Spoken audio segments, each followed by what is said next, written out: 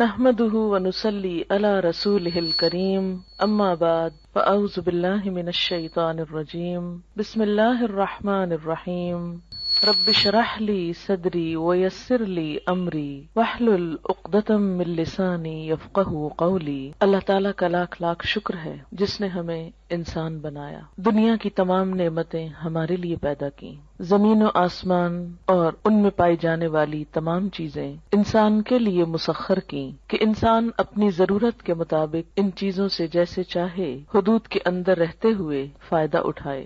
پھر اس کا ہم پر بہت بڑا احسان ہے کہ اس نے ہمیں مسلمان بنایا۔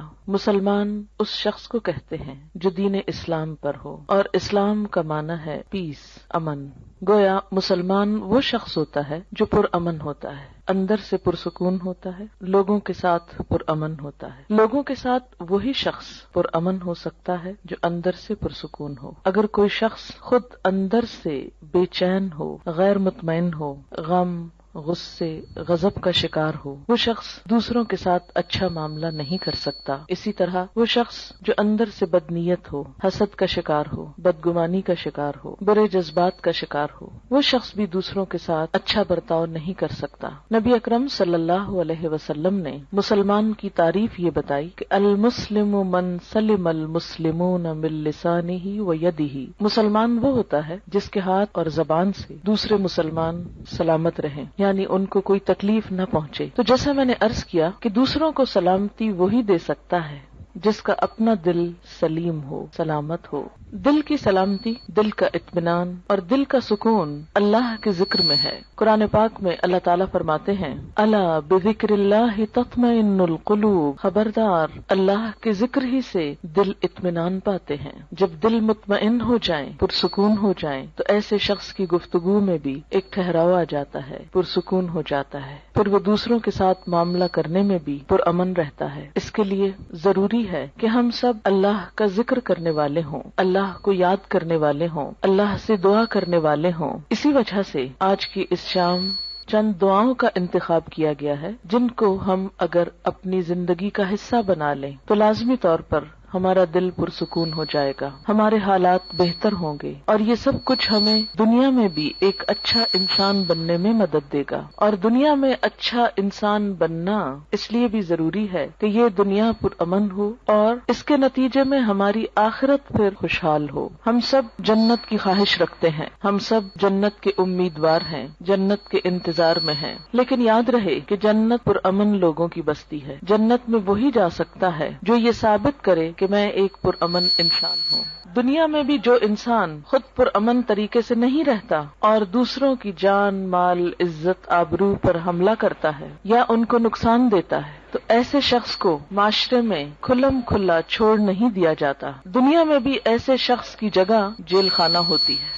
ایسے لوگ جو معاشرے کا سکون برباد کریں، معاشرے میں بے چینی پیدا کرنے کا سبب ہوں، ان کو دنیا میں بھی پکڑ کر قید کر دیا جاتا ہے، اور اگر وہ دنیا کی قید سے بچ بھی جائیں، ان کا کوئی جرم ثابت نہ ہو سکے اور دنیا میں کوئی سزا نہ پا سکیں، تو آخرت میں ایسے لوگوں کے لیے پھر یقینی طور پر جیل خانہ ہے۔ اللہ کے جیل خانے کا نام جہنم ہے۔ وہ کون سی چیزیں ہیں جو انسان کو جہنم میں لے جاتی ہیں؟ ان میں انسان کی بری نیت سب سے پہلے آتی ہے۔ اگر کوئی شخص خانہ کعبہ کا طواف بھی کر رہا ہو لیکن اس کی نیت اللہ کو خوش کرنا نہیں، لوگوں کے سامنے اپنی نیکی کا پرچار کرنا ہے، تو اس کی وہ نیکی جعل سازی شمار ہوگی، قابل قبول نہ ہوگی۔ اسی طرح دوسری چیز جو انسان کو اللہ تعالیٰ کی نظر میں گراتی ہے وہ زبان کا غلط استعمال ہے۔ جھوٹ، چغلی، غیبت، دوسرے کو تانا دینا، یہ تمام چیزیں انسان کو اللہ تعالیٰ کی نظر میں گرا دیتی ہیں۔ یہاں تک حدیث میں آتا ہے کہ بسا اوقات انسان باقی زندگی میں کچھ اچھے ہی کام کرتا ہے لیکن اپنی زبان سے بعض اوقات ایسا کلمہ نکالتا ہے، ایسی بات نکالتا ہے کہ اس ایک بات کی وجہ سے وہ جہنم کی گہرائیوں میں جا پہنچتا ہے۔ ازواج مطہرات میں سے ایک نے دوسری کے قد کے بارے میں کچھ اظہار خیال کیا کہ فلاں تو ٹھنگنی ہے، ٹھنگنی کہتے ہیں جس کا قد چھوٹا ہو۔ آپ صلی اللہ علیہ وسلم نے یہ لفظ سن لیا، آپ نے فرمایا تم نے اتنی سخت بات کی ہے کہ اگر اسے سمندر میں بھی ملا دیا جائے تو اس کا پانی بھی کڑوا ہو جائے. لیکن ہمارے عام طور پر ماحول میں اس قسم کے تبصرے کسی کے ناک پہ، کسی کے جسم پہ، کسی کے قد پہ، کسی کے رنگ پہ، کسی کی چال پہ، کسی کی لباس پہ کس قدر عام ہے. اور کبھی ہم نے منہ سے ایسے غلط لفظ نکالتے ہوئے سوچا بھی نہیں کہ ہم کوئی بری بات کر رہے ہیں. ہم کہتے ہیں تو کیا ہوا، وہ ایسے نہیں ہے، میں کوئی جھوٹ کہہ رہا ہوں، اور یہ کہہ کر اپنے آپ کو مطمئن کر لیتے ہیں اور پھر رواں تبصرے شروع کر دیتے ہیں. عام طور پر گفتگو کا موضوع لوگ ہوتے ہیں اور لوگوں کے ظاہر پر، حالت پر، شکل و صورت پر زیادہ تبصرے ہوتے ہیں. ان تمام اخلاقی برائیوں سے بچنے کے لیے ضروری ہے کہ انسان اللہ تعالیٰ سے مدد مانگے، اللہ تعالیٰ سے مدد لے. قرآن پاک میں اللہ تعالیٰ فرماتے ہیں کسی بھی مشکل سے نجات پانے کا جو ذریعہ ہے وہ ہے وَاسْتَعِینُوا بِالصَّبْرِ وَالصَّلَاةِ، مدد مانگو صبر کے ساتھ اور نماز کے ساتھ.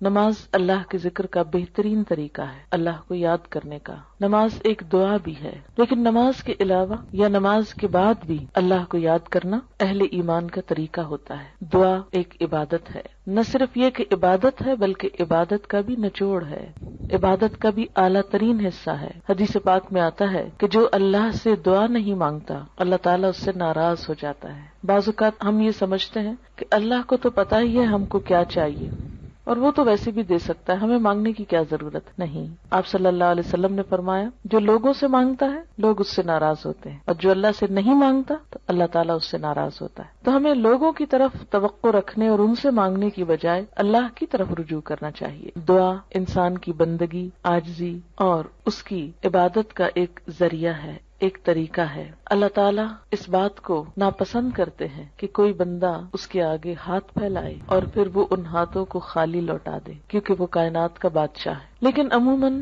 ہم دعا مانگنے میں کچھ ایسی غلطیاں کرتے ہیں کہ جن کی وجہ سے دعا قبول نہیں ہوتی. اس میں سب سے بڑی غلطی یہ ہوتی ہے کہ بسا اوقات ہم دعا تو مانگتے ہیں لیکن غفلت کے ساتھ توجہ نہیں کرتے، ہمیں یہ نہیں پتا ہوتا ہم مانگ کیا رہے ہیں. بعض اوقات کیا کرتے ہیں، کسی مشکل کے لیے وظیفہ تو پڑھتے رہتے ہیں، کوئی مخصوص آیت 1000 دفعہ پڑھ لی، 2000 دفعہ پڑھ لی، لیکن دعا نہیں مانگتے. ہم سمجھتے ہیں کہ صرف یہ آیت پڑھنے سے ہی کام ہو جائے گا. اس طرح ہم اپنے اوپر ایک ناروا بوجھ بھی ڈالتے ہیں اور دعا سے بھی محروم رہتے ہیں. بعض اوقات ایسی دعائیں مانگتے ہیں جو اس موقع کی مناسبت سے نہیں ہوتی. بعض اوقات ہم کچھ چیزیں تو مانگ لیتے ہیں روٹین میں یا رٹے رٹائے جملے بول دیتے ہیں لیکن ان کو محسوس نہیں کرتے.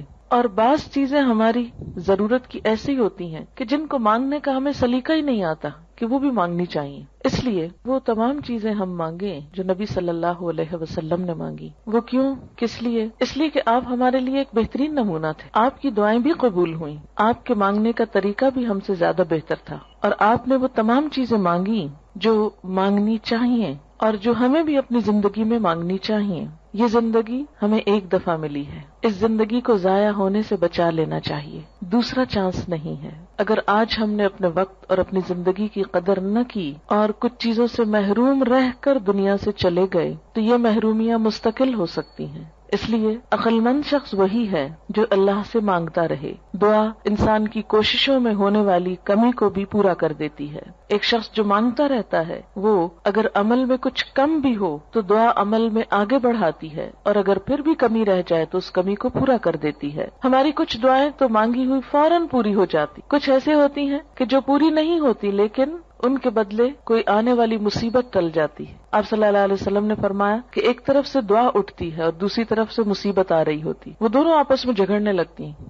دعا مصیبت کو اوپر لے جاتی ہے کہ واپس جاؤ، اس بندے پہ نہیں آؤ، اور مصیبت اترنا چاہتی. پھر فرمایا جس میں زیادہ زور ہوتا ہے وہ دوسرے کو دبا لیتی. اگر دعا میں طاقت ہے، دعا میں قوت ہے، شوق ہے تو وہ مصیبت کو واپس لے جائے گی. اور اسی طرح اگر دعا پھیکی ہے، ڈھیلی ڈھالی ہے، یا مانگی نہیں یا پوری نہیں تو پھر مصیبت آ جاتی ہے. تو دعا کا ایک فائدہ کیا ہے؟ بسا اوقات وہی چیز مل جاتی جو ہم مانگ رہے ہوتے ہیں. بعض اوقات وہ تو نہیں ملتی، وہ جا رہی ہوتی ہے لیکن راستے میں وہ ایک آنے والی مصیبت کو واپس لے جاتی. مثلا انسان پہ کوئی بیماری آنے والی ہوتی اور انسان کو نہیں خبر کہ اس کے ساتھ یہ ہونے والا ہے. انسان کچھ اور مانگ رہا ہوتا ہے، مال مانگ رہا ہوتا ہے، اولاد مانگ رہا ہوتا ہے، گھر مانگ رہا ہوتا ہے، یا جو ہماری عام روزمرہ زندگی میں مانگنے کی چیزیں. اب اس کو وہ تو نہیں ملتا جو وہ مانگ رہا ہے، لیکن وہ مصیبت ٹل جاتی ہے جو آنے والی تھی، کیونکہ اگر وہ آ جاتی تو یہ مانگی ہوئی چیز ملنے کے باوجود وہ اس کی خوشی نہ دیکھ سکتا. مثلاً اگر ایک انسان کی موت آ رہی اور وہ زندگی نہیں مانگ رہا، وہ گھر مانگ رہا ہے. اگر اس کی دعا اسی طرح قبول کر لی جائے، اس کو ایک اچھا گھر مل جائے، لیکن گھر ملتے ہی اس کی زندگی باقی نہ رہے، تو اس کو اس گھر کے ملنے کا کیا فائدہ ہوا؟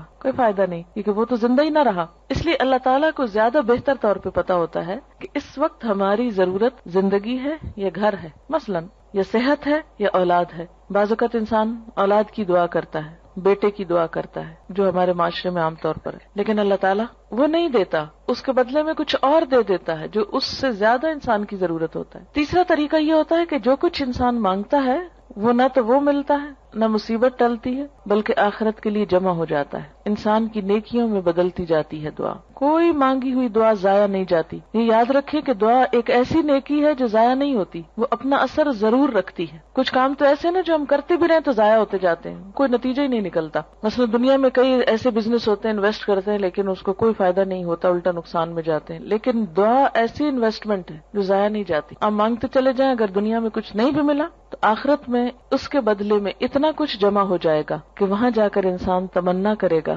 اے کاش میری کوئی دعا دنیا میں نہ سنی جاتی اور مجھے آج ہی سب کچھ مل جاتا. پیغمبر ساری زندگی ایک دعا مانگ کر مایوس نہیں ہوئے. حضرت زکریا علیہ السلام ایک جگہ پر کہتے ہیں وَلَمْ أَكُمْ بِدُعَائِكَ رَبِّ شَقِيًّا، کہ اے میرے رب تجھ سے دعا مانگ کر تو میں کبھی نامراد ہوا ہی نہیں. یہ تو ایسا کام ہے جس کے بعد نامرادی ہے ہی نہیں، نقصان ہے ہی نہیں، خسارہ ہے ہی نہیں. اس لیے انسان کو مانگتے رہنا چاہیے. وآخر دعوانا الحمد للہ رب العالمین.